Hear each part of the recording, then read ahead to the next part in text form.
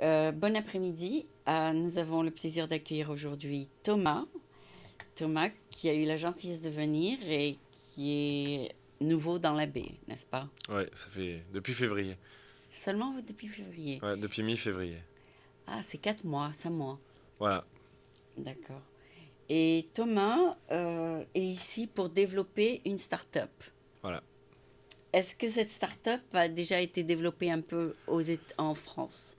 Non, alors à l'origine, l'entreprise, elle vient du fondateur qui est autrichien. Ouais. Mais en fait, on a créé l'entreprise juste avant de venir ici. Donc, on a créé l'entreprise en décembre 2018 et on s'est déplacé ici en février. Donc, c'est Très super, récent, très super, super récent, frais. Ouais. très récent. Ok, ok, ok. Est-ce que tu as déjà fait une start-up avant? Non, c'est la première fois. Ah, c'est encore plus dur alors. Ouais, c'est un autre monde. Je viens d'un monde complètement différent de celui des startups et je découvre quotidiennement de nouvelles choses. C'est vrai? Ouais, ouais, c'est Et c'est dur c'est dur. Mon ancien travail était dur, était demandé beaucoup de travail, beaucoup de aussi. temps. Oh. Donc travailler des longues heures et travailler Et c'est dur la et même avec chose maintenant. beaucoup de frustration. J'ai l'habitude. Ce qui diffère un peu ici, c'est qu'avant j'étais spécialiste de ce que je faisais et là je suis vraiment dans quelque chose où je sais pas vraiment ce que je C'est fais pas la et spécialité. donc on est obligé d'apprendre tous les jours vite Ah bon? et ouais d'être dans la capacité de développer son entreprise et de pas faire trop d'erreurs quoi. Et D'accord. en connaissant pas grand chose, donc c'est un peu le problème. Vous êtes combien dans l'équipe? Donc là on est trois cofondateurs, deux qui sont autrichiens et frères et moi qui me suis greffé à l'équipe par la Et tu suite. es français. Et moi, je suis français. Et on avait une équipe de quatre informaticiens qui travaillaient avec nous. Et maintenant, on n'en a plus que deux parce que les contrats ont été finis et ils ont Ouais. fini leur Leur diplôme. travail. En fait, ils étaient stagiaires et employés chez nous. Ouais. Et ils faisaient un stage de licence et ils ont fini leur licence. Donc, il y en a deux qui sont repartis en Autriche et deux qui sont restés avec nous pour nous aider jusqu'à la fin du programme dans lequel on est. Et donc, on verra par la suite en fonction Comment tu vas pouvoir engager des gens? Voilà, exactement. Mais toi, tu es aussi codeur, Non, moi je suis biologiste de biologiste. Ça formation. n'a rien à voir Non, alors. voilà, donc on avait besoin d'une partie biologie dans notre entreprise, on a besoin d'informatique, on a besoin de biologie, on a besoin d'ingénierie. Et donc on a tout ce panel de compétences dans l'équipe. Ce qui manquait à la base, c'était la biologie, ils avaient Et c'est aucun... Et toi. donc c'est suite aux discussions qu'on a eues avec les autres cofondateurs qu'on s'est décidé de travailler ensemble et de se dire, voilà, on a besoin d'un biologiste, donc si tu veux te greffer à nous, il n'y a pas de problème. Alors, ils sont autrichiens, tu es français. Et quelle langue vous utilisez au travail? Anglais, anglais. Ça fait des années que je travaille en anglais. Ça fait quelques années que je vis en Autriche, mais j'ai pas eu vraiment le temps de m'impliquer dans l'apprentissage de l'allemand. Et donc, Donc, au il vaut mieux final, utiliser vaut mieux l'anglais. utiliser l'anglais. Après, ils peuvent parler allemand autour de moi. Il n'y a pas vraiment de problème. Je comprends plus ou moins ce qu'ils racontent. Mais après, quand c'est moi, quand je dois m'exprimer, ça C'est- sera automatiquement en anglais. Mais je perds pas l'espoir d'apprendre l'allemand et de pouvoir communiquer plus facilement en allemand dans les années à venir. Ok. Et en plus, le site est en anglais. Ah, tout est en anglais. Notre entreprise, là, avec les différents contacts qu'on a, est extrêmement internationale déjà. Donc, on fait beaucoup, beaucoup de choses en anglais. Donc, il faut toute la langue internationale. De toute façon, il n'y a pas vraiment de choix maintenant de nos jours. Oui. Faut que, enfin, si on a Tout une le monde comprend entreprise l'anglais dans le locale, monde, oui. exactement. Si on a une entreprise locale, ça coûte rien de faire quand même son site en anglais. C'est une pub en plus, c'est une audience en plus, donc Oui. vaut Et tout le mieux. monde Enfin, comprend l'anglais. Ok. en règle générale, oui. Oui, d'accord. À part les Français, ils ont un peu de mal. Mais est-ce que la biologie française est la même que américaine? Ouais, enfin la biologie, ça reste la biologie. La recherche en biologie, elle est internationale. Les gens font la même chose de la même manière. Il y a une très, C'est enseigné de la même manière dans les universités? ouais, on peut dire ça. Après, on va dire dans certains États américains, c'est un peu enseigné différemment parce qu'il y a des décisions politiques différentes. Mais la biologie, ça reste la biologie, c'est l'étude du vivant. Le vivant, il change pas d'un pays à l'autre. Donc les connaissances sont les mêmes. Après, l'apprentissage, il y a peut-être des petites différences, mais si je parle avec un chercheur américain, on va se comprendre. Si je parle avec un chercheur chinois, on va se comprendre. Pareil avec un japonais, avec quelqu'un d'Afrique, on va se comprendre parce C'est que la même c'est la chose. même chose. On utilise les mêmes techniques, on utilise les mêmes approches. On essaye d'être tous aussi rigoureux qu'on le peut. Donc, Quand tu dis que biologie, c'est l'étude de ce qui vit, tu parles le corps humain ou les plantes? tout. De la bactérie, la biologie, c'est tout, c'est l'étude du vivant. Donc, c'est le corps humain, c'est les plantes, c'est les bactéries, c'est les champignons, Et c'est les animaux. c'est les animaux, c'est tout. C'est tout ce qui vit. Donc, mais tu les étudies séparément. Voilà, moi j'ai passé des années de recherche sur un organisme modèle, comme on dit, particulier, et d'autres chercheurs vont travailler sur un autre organisme modèle. Certains vont étudier des pathologies humaines. J'ai beaucoup d'amis qui travaillent sur les plantes. J'ai des amis qui font de la bactériologie, donc l'étude des virus aussi. Enfin, la biologie, c'est l'étude du vivant de manière générale, donc ça englobe tout, quoi. L'écologie, tout est englobé dans la biologie. Et après, chacun est spécialiste dans son domaine. Ok, mais ta compagnie se spécialise où? Nous, c'est aquaculture. Donc, c'est poissons, c'est crustacés. L'entreprise essaye de créer un nouveau système, on va dire un système durable d'aquaculture Ouais. qui s'autosuffit et qui est basé sur des containers de 40 pieds pour pouvoir Pour développer les poissons? voilà, pour le grossissement des poissons et pour pouvoir apporter de la protéine dans des endroits où on ne peut pas faire d'agriculture. Ah, Donc, d'accord. on a des discussions avec des régions désertiques comme Dubaï, on a des discussions avec des régions très urbaines comme Singapour, où ils n'ont pas la place, où ils n'ont pas le climat pour faire de l'agriculture traditionnelle, mais on pense qu'avec le système qu'on développe, on peut apporter cette solution. Donc au final, on apporte à ces pays une solution pour avoir de la nourriture sans être dépendant de l'importation et pourquoi pas à long terme devenir exporteur de nourriture. Mais c'est des vrais poissons. C'était 100% bio, 100% vrai. D'accord, c'est pas comme les compagnies qui font de la fausse viande. Non, c'est complètement différent. Là, l'histoire, en fait, c'est on essaye de recréer un écosystème naturel. Donc, par exemple, si on prend un lac, il y a un écosystème dans un lac. Il y a, par exemple, des algues qui vont se développer, qui vont être la nourriture pour du plancton. Et ce plancton est utilisé après par les poissons comme une source de nourriture. Nous, ce qu'on fait, en fait, c'est qu'on prend chacun des éléments de l'écosystème et on le met dans des containers différents pour pouvoir optimiser chaque élément de l'écosystème et avoir une productivité maximale. Et donc, en fait... c'est ça ton travail. Voilà, on utilise la nature, c'est juste qu'on la compartimente pour la rendre plus productive, parce que dans un écosystème, il y a des saisons, des fois il fait plus froid, il fait plus chaud. Ouais. Donc, il y a des variations au niveau du vivant. Alors, tu fais ça aussi. Alors que nous, dans notre système, on essaye de stabiliser ça et d'avoir le moment où l'écosystème est le plus productif tout au long. Et tu testes ça dans ton labo? Donc là, au laboratoire, ici à San Francisco, c'était la preuve de concept. Oui. Donc on a fait un prototype. Le laboratoire dans lequel on était, c'était essentiellement pour développer nos algues, développer notre plancton séparément. Et maintenant, c'est fait. Voilà, et maintenant l'idée, c'est d'avoir tout ensemble. On a un prototype qui fait 2 mètres sur 2 mètres 50, où tout est ensemble, tout fonctionne ensemble. C'est aussi contrôlé par ordinateur. L'idée, ce prototype, c'est de montrer aux gens le rationnel derrière ce qu'on veut faire. Et par la suite, pour les gens, de pouvoir se projeter, de voir, OK, c'est un petit prototype de 2 mètres sur 2 mètres 50, mais je peux imaginer ça dans un container de 40 pieds. Donc, c'est un peu l'idée qu'on avait derrière le développement. Donc, d'abord, tu fais les tests sur un petit container. Voilà, et après, l'idée, là, c'est qu'on lève les fonds pour notre entreprise. Et si on lève les fonds, l'idée, c'est de passer directement en container de 40 pieds ou en plus grand volume pour pouvoir tester la faisabilité du projet et voir comment on peut maintenir l'écosystème et est-ce qu'on peut avoir un système productif. Et pour un grand conteneur, tu peux nourrir combien de gens? Ça, c'est ce qu'on doit étudier, évaluer. En termes de gens, c'est difficile à dire parce que d'un pays à l'autre, la consommation de crustacés, de poissons est différente. On sait que, par exemple, on va se diriger en premier lieu vers la crevette parce que c'est un animal où on peut faire de l'argent assez rapidement, donc on peut avoir un système assez profitable assez rapidement.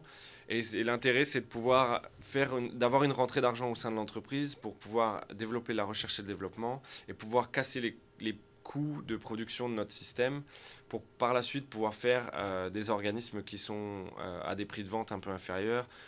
On peut parler du poisson-chat, le tilapia. Mais quel poisson que tu fais, toi? Là, pour le moment, on s'est focalisé sur la crevette. Ah, la crevette, ok. Donc la crevette grise et la crevette blanche. C'est une crevette qui se fait énormément... Qui mange ça? En Asie, Tout le monde. tout le monde. En Europe, il y a 2 entreprises à Munich et dans le milieu du Tyrol, donc Qui en mange ça? Autriche. En fait, c'est pas qu'ils mangent, mais il y a 2 entreprises qui font ça de manière organique, enfin de manière bio et de manière durable. Et ils sont tout le temps en rupture de stock, même avant d'avoir collecté Donc, toute ils la ont besoin crevette. de votre conteneur. Eux n'ont pas besoin de notre conteneur, mais c'est pour montrer qu'il y a un marché, qu'il y a des Ah, gens il y a qui un ont une demande. marché. Et donc les pays qui sont en demande, nous, on se focalise essentiellement sur les pays qui ne peuvent pas vraiment faire d'agriculture ou les régions qui sont en perte de terrain agricole. Par exemple, on peut parler de la vallée centrale de Californie. Il y a beaucoup d'agriculture, il y a beaucoup de personnes qui font de l'amande et tout ça. Sauf qu'on sait que d'ici 10 à 15 ans, il n'y aura plus d'eau dans les nappes phréatiques. Et donc, il va falloir trouver une solution pour être toujours dans la capacité d'utiliser le terrain agricole, mais avec beaucoup moins d'eau. Ah, Donc, on ne d'accord. pourra plus faire d'amende, on pourra faire autre chose. Et nous, c'est là où on entre en jeu, c'est qu'avec notre système, on est dans la capacité d'utiliser un terrain agricole qui est plus vraiment arable ou avec lequel on peut plus faire grand-chose. Et donc, nous, on arrive avec notre système et on l'installe et on a besoin de bien moins d'eau. Et donc, on peut faire de nouveau de l'agriculture. Ça ne sera pas de l'amande, mais ça sera du poisson. Donc, on a toujours une clientèle qui est locale. On a toujours les mêmes clients. Et donc, on peut toujours faire de l'agriculture là où c'est plus possible. Oui, mais aux États-Unis, pour l'instant, on mange des vraies crevettes. Mais ce sera des vraies crevettes. Ah, ce sera des vraies Là, crevettes. ce qu'on fait, c'est Non, mais vraiment. là, maintenant, on les pêche dans la mer. C'est pas vrai. Il y a beaucoup de. Et c'est ce que les gens ne savent pas, c'est qu'il y a beaucoup des poissons et des crustacés qu'on mange qui sont issus d'aquaculture. C'est vrai? Et donc, il y a beaucoup de gens qui ne le savent pas. Et Si j'achète des crevettes grises, c'est fait où? en Asie, il y a énormément de crevettes grises qui sont faites en aquaculture. Ah bon? Parce que c'est un milieu qui est beaucoup plus contrôlable. Mm. C'est un milieu qui est beaucoup moins contaminé. On Ouais. a un meilleur contrôle de la qualité de l'eau, on a un meilleur contrôle de tout ce qui est parasites, tout ce qui est bactéries, tout ce qui est contamination. Il y a beaucoup moins de consommation d'eau. Donc l'aquaculture, c'est pas forcément quelque chose de négatif. Bien au contraire, il y a beaucoup d'entreprises qui se dirigent petit à petit vers des nouvelles techniques d'aquaculture parce qu'elles sont beaucoup plus durables et elles permettent d'avoir un produit de meilleure qualité qui est beaucoup moins pollué. Parce que si on va en Asie et qu'on fait de la crevette à côté d'une industrie qui fait, je sais pas, du textile ou qui fait du métal, Mm. on va se retrouver avec une eau extrêmement polluée où on a notre organisme qui va se développer à l'intérieur de l'eau. Ouais. Et au final, on va avoir une crevette qui est contaminée par des métaux lourds, qui est contaminée par des polluants. Et nous, on mange ça, on se retrouve avec ça dans notre corps. Donc l'avantage de Mais l'aquaculture, c'est d'avoir un milieu qui est complètement contrôlable et avec lequel on peut vraiment ouais, être très au courant de la qualité de l'eau qu'on utilise. donc tu peux voir si l'eau est polluée ou pas. Dans le cas de l'aquaculture, en règle générale, l'eau est très peu polluée. C'est une eau qui est plutôt de qualité, qui est contrôlée régulièrement et qu'on peut contrôler. C'est vraiment ça en fait l'avantage, c'est le Ah, tu peux contrôle de l'eau. contrôler le... Et le problème de l'aquaculture, on va dire offshore, donc en milieu naturel et en extérieur, c'est que si on a une contamination externe, on n'a aucun moyen de contrôler cette contamination, on n'a aucun moyen de la réduire parce qu'en fait, on est complètement dépendant de l'espace extérieur. Et comment tu peux contrôler la pollution dans le Après, conteneur? il y a des possibilités avec des systèmes de filtration, de filtres Ah oui, oui, à tu peux mettre un charbon. filtre. Mais après, on est dans des quantités d'eau qui sont relativement grandes. Donc, Ouais.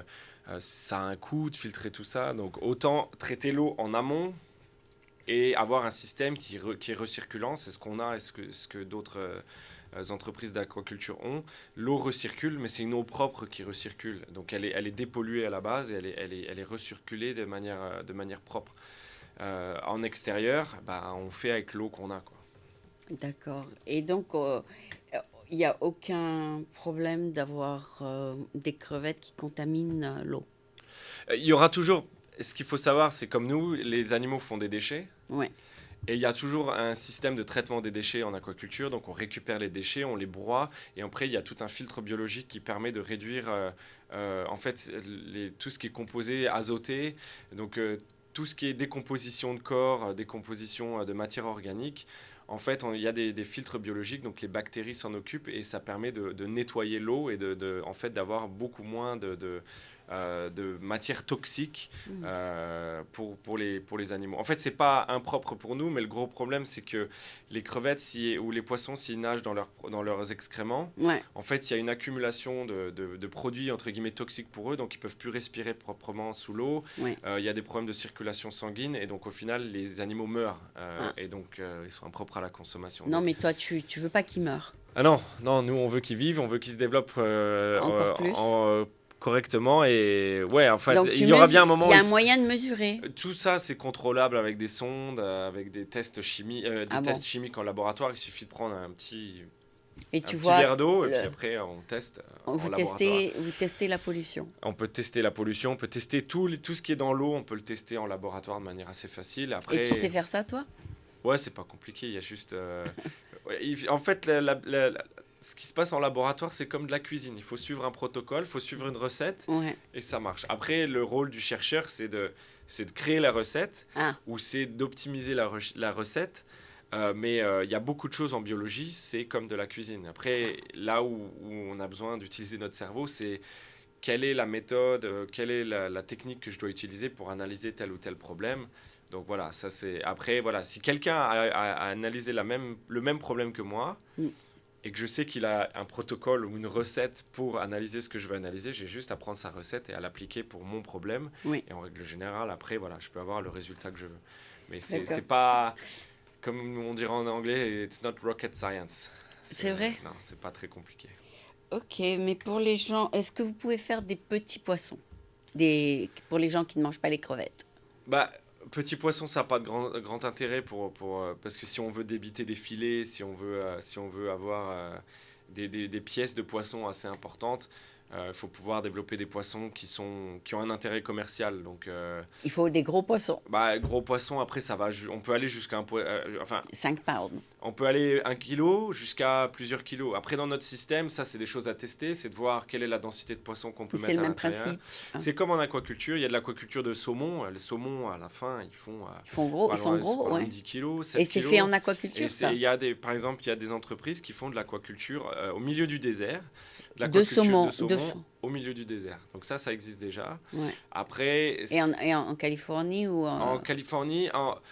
Les États-Unis sont un peu pas en retard, mais sont pas forcément très friands de l'aquaculture, mais ça vient. Il y a certaines régions qui sont très aquaculture, genre le Maine, ils ont beaucoup d'aquaculture.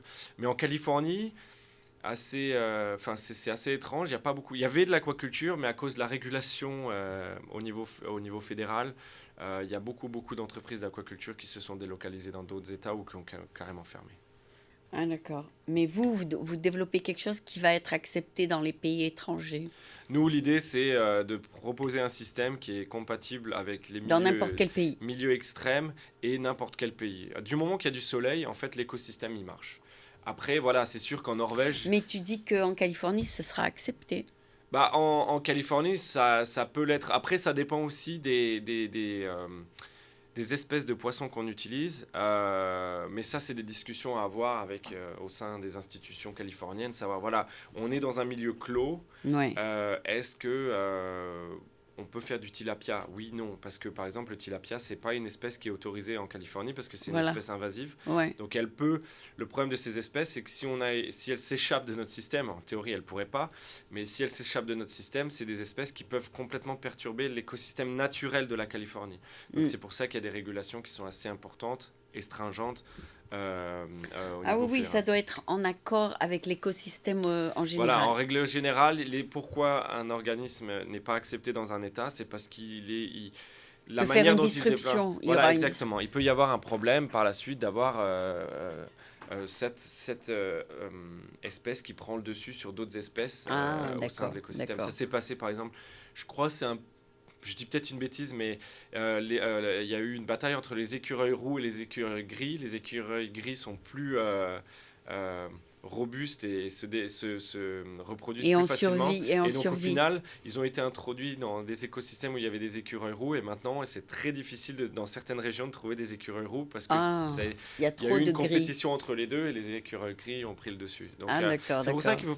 c'est pour ça qu'il faut faire très attention aux espèces qu'on importe. C'est pour ça, par exemple, que l'Australie elle est très très regardante sur les espèces. Par exemple, je peux pas venir avec mon chien en Australie sans avoir une période de quarantaine de 6 mois, sans avoir déclaré tout ce que j'importe, parce que ils sont sur une grande île et une espèce peut Peu être dis- capable de complètement Hmm. détruire l'écosystème naturel. Donc il faut être très très vigilant avec Et ce qu'on fait et avec il les y a animaux. des organes, enfin, il y a des départements du gouvernement qui contrôlent ça, Voilà, oui, tout ce qui est faune sauvage et agriculture, ils ont tout un listing des animaux permis. tous les animaux permis et de toutes les espèces qui sont interdites sur le territoire, ou si certaines sont autorisées mais il faut un permis, donc Ouais. c'est contrôlé, les gens viennent nous voir et regardent, ok, vous faites ça de manière correcte, donc vous pouvez y aller, et si c'est pas fait correctement,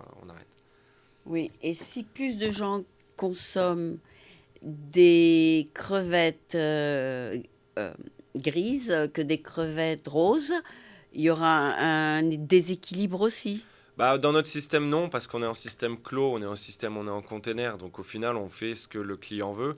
Après, ce qu'il faut aussi voir, c'est que on a des discussions avec le Moyen-Orient pour peut-être Qu'est-ce qu'ils développer. préfèrent? Qu'est-ce qu'ils préfèrent? Bah, en fait, même s'ils préfèrent l'un ou l'autre, si une crevette s'échappe du container, il n'y a pas d'eau, il n'y a pas de, il y a pas de risque parce Ah ouais, ouais, ouais. il y a rien autour. On sera au milieu du désert, donc au final, il n'y a pas vraiment, il y a même pas Il n'y a pas de d'écosystème. risque, il n'y Il a y a pas même de pas risque. d'écosystème. Enfin, il y a un écosystème, mais il n'y a pas une faune et une flore très développées. Donc au Donc, final, il y a très très peu de au risques. final, c'est le client qui décide.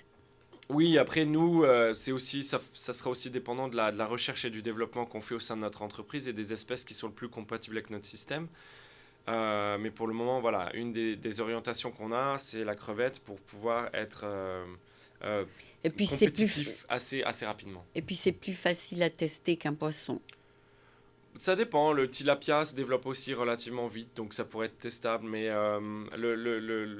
pour le moment, on sait que la crevette mange beaucoup moins que le tilapia. Donc on sait qu'avec le système qu'on a, on aura moins de demandes en nourriture pour poissons avec la crevette qu'avec le tilapia. Donc c'est aussi pour ça qu'on se focalise sur la crevette parce que ça risque d'être plus facile pour nous au départ. Mm. Mais on ne veut pas seulement se focaliser là-dessus parce qu'on veut pouvoir proposer un panel d'espèces. D'espèces aux clients. Exactement. Après, pour être honnête, il y a des pays pour qui ça importe peu parce que tout ce qu'ils veulent, c'est de la protéine. J'avais des discussions récemment avec des pays d'Afrique, Ah ouais, le Niger et ils le ont besoin de Tchad. protéines.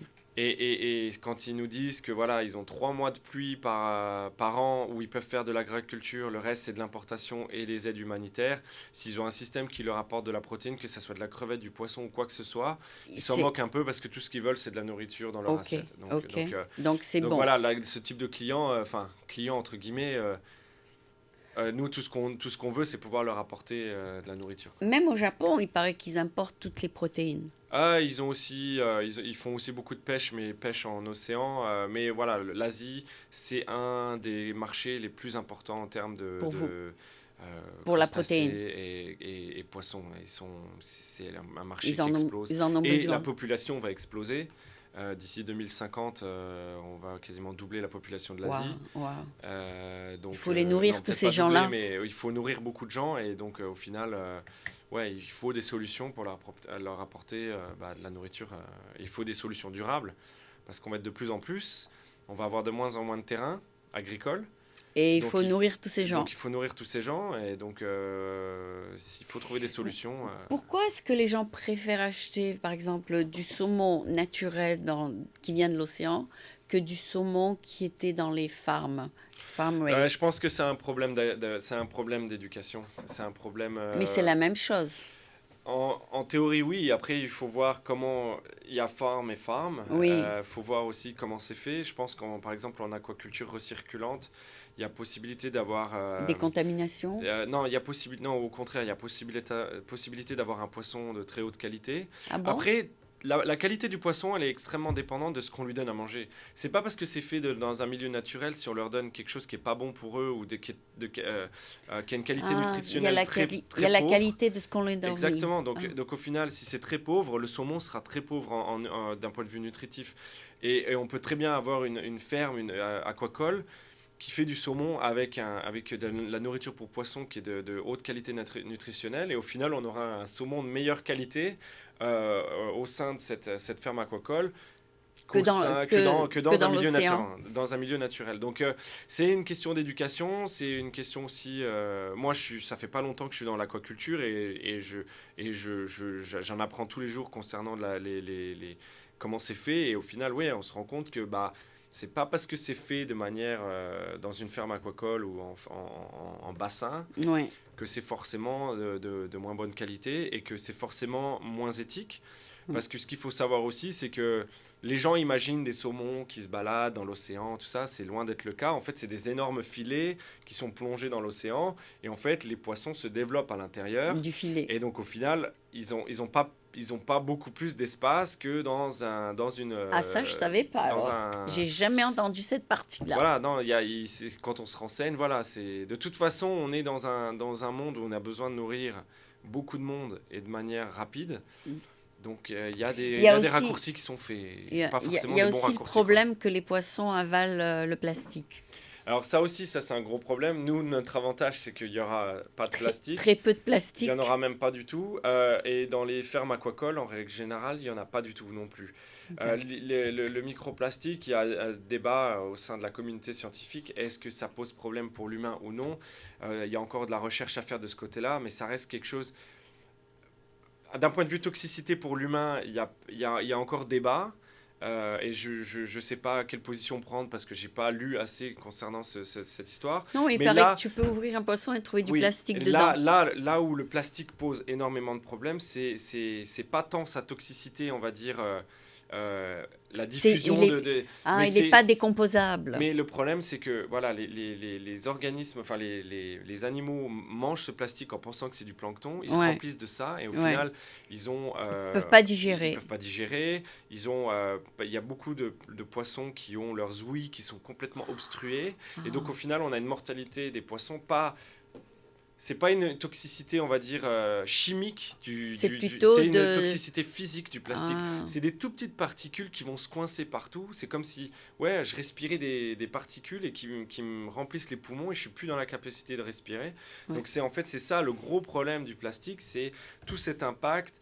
Ça va se poser sur le corail, ça va enfermer une tortue, elle ne pourra plus respirer. Il va y avoir des poissons qui auront plein de plastique dans les ouïes, plein de plastique dans le système digestif. C'est un peu cruel, ouais. Donc au final, et le problème, c'est que c'est des toutes petites particules il y a des tonnes et des tonnes et des tonnes de plastique. C'est pour ça que quand on achète des vitamines et qu'elles sont enveloppées de plastique, c'est très toxique même pour les humains. Mais tout. En fait, il faut acheter des vitamines, des capsules naturelles. On a trop d'emballages. Il y a trop d'emballages de manière générale.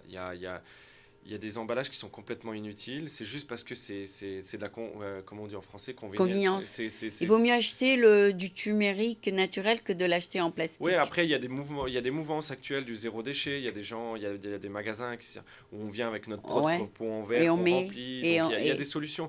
Mais il y a aussi des solutions. Par exemple, je vais faire de la pub pour des collègues dans le programme dans lequel on est. On a une entreprise qui s'appelle Decomer, qui vient d'Estonie, et ils font un emballage à base de sucre de végétaux. Donc ça ressemble à du plastique, sauf que c'est un emballage qui se dissout dans l'eau chaude, dans l'eau froide, qu'on peut digérer. Ouais. Donc au final, c'est plus vers ce type de technologie qu'il faut se tendre. Alors certes, ça a un coût. On peut casser les coûts avec la recherche et le développement, mais c'est vers ce type de technologie qu'on pourrait, si on veut garder l'emballage, si on veut garder la fraîcheur de notre gâteau, la fraîcheur de, je sais pas, de n'importe quoi, de nos fruits et légumes, on peut emballer ça dans un emballage bio ou un emballage biodégradable. Ensuite, on peut jeter à la poubelle et il n'y a aucun souci, ou qu'on peut même dissoudre dans l'eau et il n'y a aucun souci. Justement, quand on achète des crevettes, il y a une partie de l'emballage qui est plastique. Oui, après ça, c'est pour garder la fraîcheur. Mais la partie qui est plastique, on la jette. Après, le plastique, il y a beaucoup de plastique aussi qui est recyclable.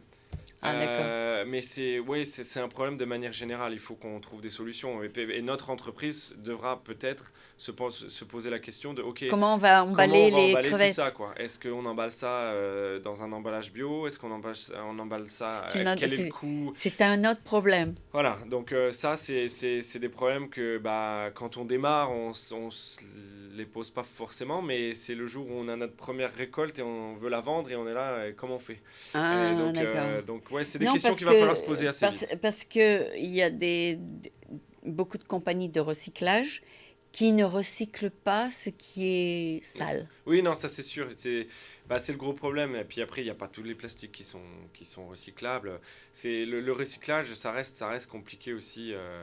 Ouais. C'est C'est un problème parce qu'on croit que ça va être recyclé, on le met dans le bah, recyclable et c'est pas recyclable. alors, j'ai vu un documentaire récemment à propos du recyclage du plastique, et en Ouais. fait, et c'était euh,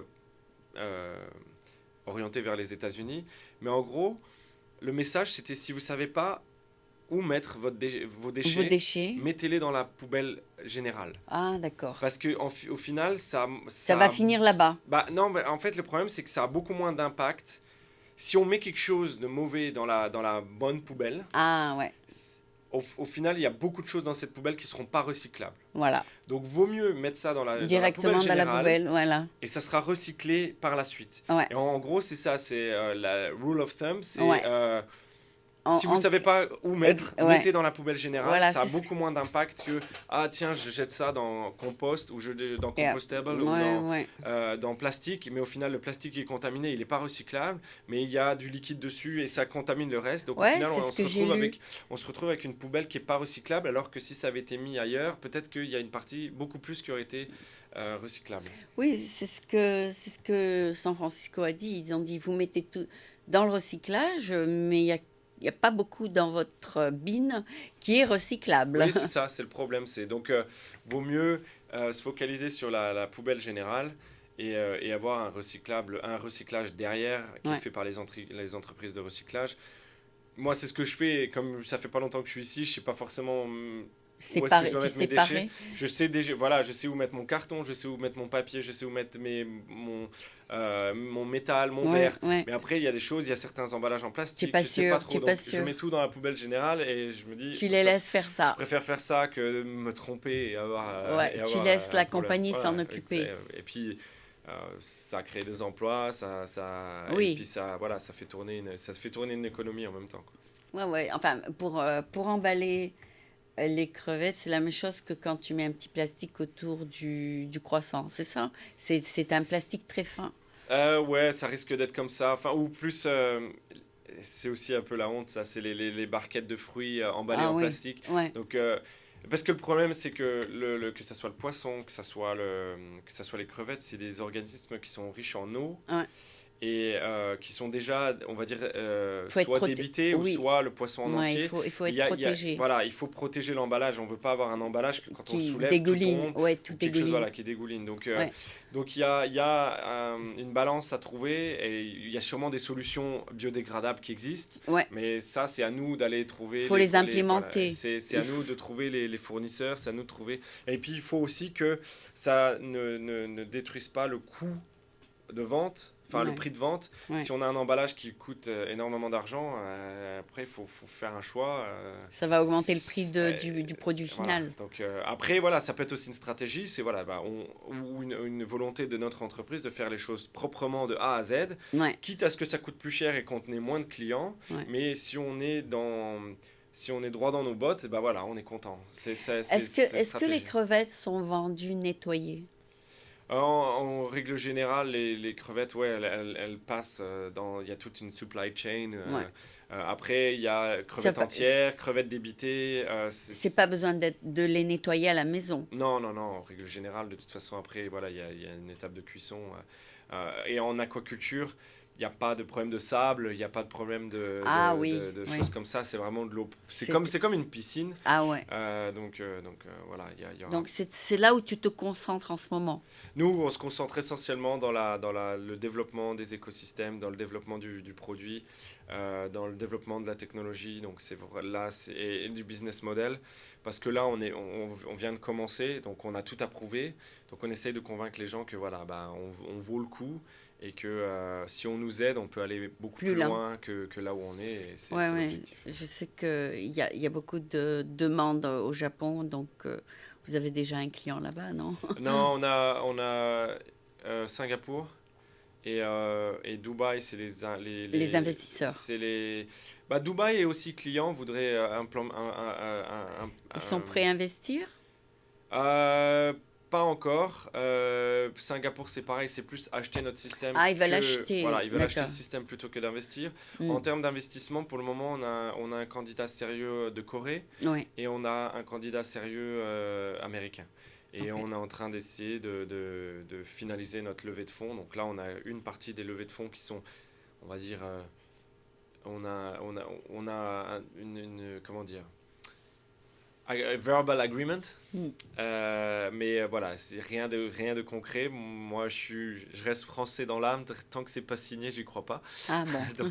donc voilà. Et ça va venir, quoi. Non, ça va venir dans les semaines à venir. Et là, ce qu'on cherche, c'est finaliser la levée de fonds. Donc voilà, une partie des fonds qui sont là, enfin qui sont voilà. C'est votre Autrichien, c'est ça? Verbal agreement. C'est l'Autrichien qui est votre Non, on a un Autrichien qui nous a donné une toute petite enveloppe pour nous maintenir. démarrer. Mais là, voilà, les Coréens et les Américains promettent une enveloppe beaucoup meilleure, plus conséquente. Mais on a un total qu'on aimerait lever. Et là, on a une partie, on a un tiers pour le moment qui est levé. C'est bien. Ouais, c'est bien. C'est on attend de signer les c'est contrats, on attend de voir les conditions parce que c'est pas le tout de nous promettre de l'argent, mais s'ils veulent 75% de l'entreprise, ça risque de poser problème. Ouais, il faut que tu sois payé aussi. Oui, mais c'est même pas tant ça, c'est qu'on veut garder le contrôle de ce qu'on fait. Oui. S'ils prennent 75%, au final, je suis un employé de ma propre entreprise et j'ai pas envie de dépendre des décisions de quelqu'un qui n'a rien fait. Ou qui sait pas où il va, ou qui a une vision qui est pas compatible avec la mienne. Donc voilà, c'est un il faut vous mettre d'accord sur tous les plans. Voilà, il y a beaucoup de conditions à respecter, mais voilà. Vous voulez quand même le contrôle de ce qui se passe dans le labo. Partout, dans le labo, dans les dépenses et tout. Donc, qui vous allez engager. Exactement. Ah, d'accord. Donc, tu es le seul scientifique dans la compagnie. Scientifique en biologie. Après, on a d'autres scientifiques dans le sens où le CEO, il a aussi un diplôme en biologie, en ingénierie de l'énergie. Donc, il travaillait dans les énergies durables et il a aussi fait des études d'économie. Ouais. Et son frère, lui, il est ingénieur civil. Donc, tout ce qui est construction, c'est aucun problème pour lui. Ils sont les deux des cofondateurs. Voilà, cofondateurs avec moi. Et voilà. Et donc l'idée venait du CEO qui s'amusait.